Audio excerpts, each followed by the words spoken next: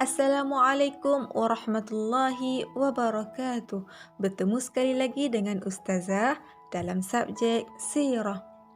Hari ini kita akan belajar mukjizat Nabi Muhammad sallallahu alaihi wasallam, iaitulah peristiwa Isra dan Mi'raj.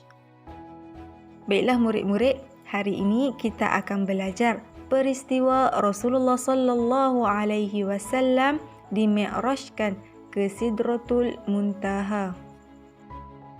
Kita masuk kepada kronologi peristiwa Isra dan Mi'raj. Isra ialah perjalanan Nabi sallallahu alaihi wasallam dari Masjidil Haram ke Masjidil Aqsa. Setelah tiba di Masjidil Aqsa, baginda mendirikan solat sebanyak 2 rakaat.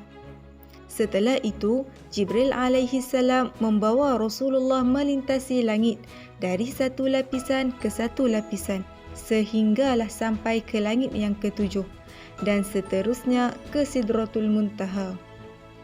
Di setiap lapisan langit yang dilintasi Rasulullah sallallahu alaihi wasallam, baginda akan disambut oleh nabi-nabi yang berada di langit tersebut dengan ucapan selamat datang serta didoakan ke atas baginda kebaikan dan keberkatan. Di langit yang pertama, Rasulullah bertemu dengan bapa sekalian manusia, iaitulah Nabi Adam alaihi salam. Manakala di langit yang kedua, baginda bertemu dengan Nabi Yahya dan Nabi Isa alaihi salam. Di langit yang ketiga, baginda bertemu dengan Nabi Yusuf alaihi salam. Di langit yang keempat, baginda bertemu dengan Nabi Idris alaihi salam. Di langit yang kelima, baginda bertemu dengan Nabi Harun alaihi salam.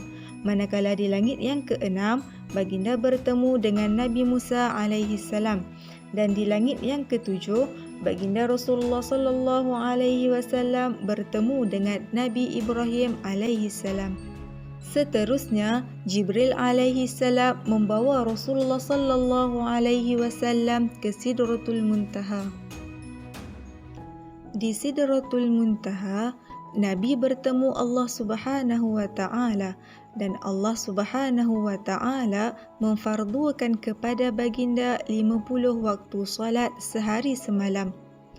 Dalam perjalanan turun ke langit yang keenam, Nabi Musa alaihi salam menasihati baginda agar memohon kepada Allah Subhanahu wa taala supaya dikurangkan bilangan waktu solat.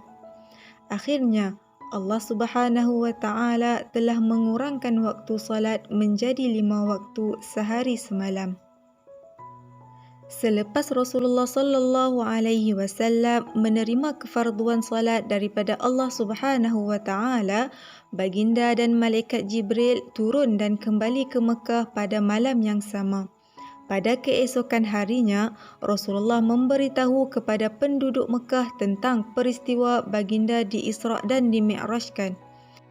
Ketika penduduk Mekah mendengar apa yang disampaikan oleh baginda, terdapat beberapa orang di kalangan mereka yang menyindir baginda dan mengejek serta mengatakan baginda gila.